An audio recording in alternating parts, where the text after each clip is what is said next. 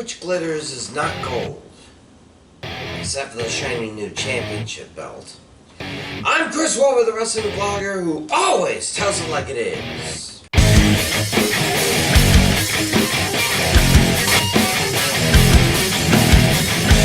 Damn those Usos! If not for them, I'd be perfect at Backlash. Still, 7-1 ain't too shabby, and neither was the PLE. The Boricuas in attendance gave the superstars their all, so that the superstars could give their all in the ring.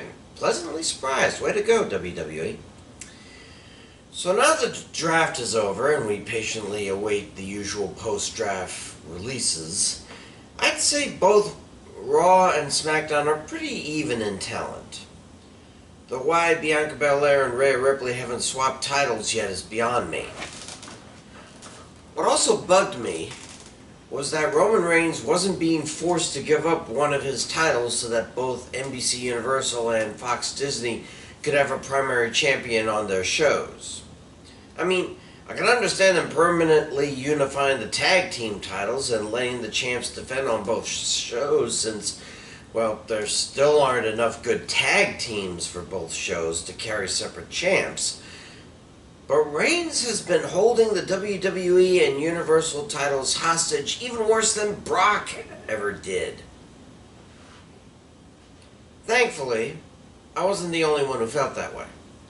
Just before the draft, Chief Creative Officer Triple H said that whoever drafted Reigns, that's where the undisputed WWE Universal Championship would stay, while the other brand would get a new primary title, the World Heavyweight Championship.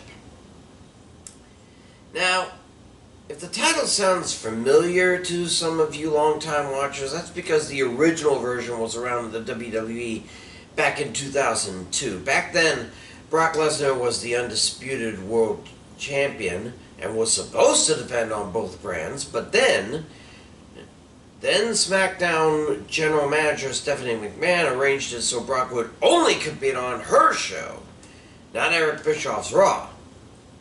So, desperate for a primary champ, he brought back out the WCW Championship belt, rechristened it the World Heavyweight Championship, and gave it to the man who was supposed to face Brock, Triple H. That title stuck around for about a dozen years before it and the WWE Championship was reunified by Randy Orton in late 2013.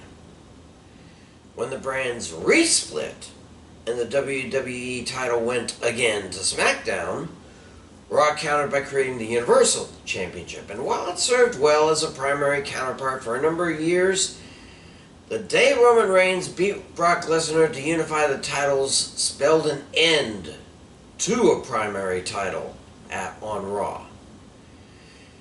But now, 14 months since Raw last had a top-tier title, they will have one again in either Seth frickin' Rollins or AJ Styles at Night of Champions.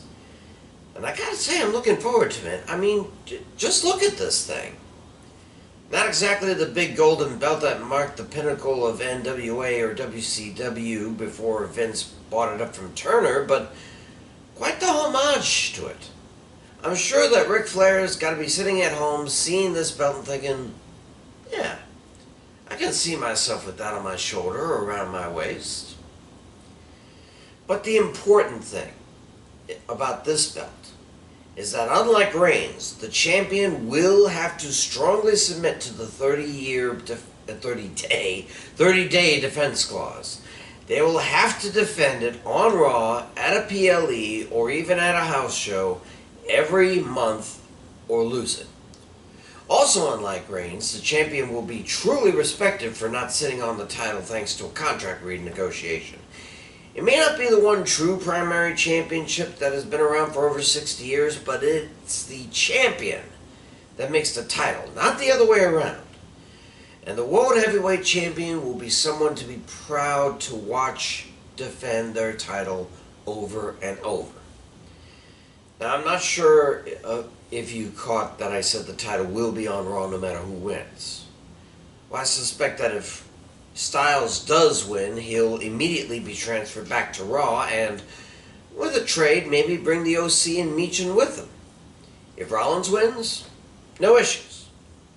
The only thing that matters is that the new golden belt and the title it represents is on Raw. If it moves to SmackDown, Reigns will just grab it and Raw is back to square one. Now, some people don't like this idea. Some want an interim champion crowned until Reigns is good and ready to defend his undisputed title. But that just means if Reigns beats them, they'll have to crown another interim champion. And another after that after that one gets beaten. No, let SmackDown deal with this part-time champ. Raw will gladly take one who will defend against anyone anywhere. Bottom line, Raw needs a primary champ. As nice as the attempt to make the United States title akin to the undisputed title, it just doesn't fit right. At Night of Champions, Raw may not get a champion they think they need, but a World Heavyweight Champion is a champion they deserve. I'm Chris Wall with the Wrestling Blog, who always tells it like it is. Pray for peace, and I'll see you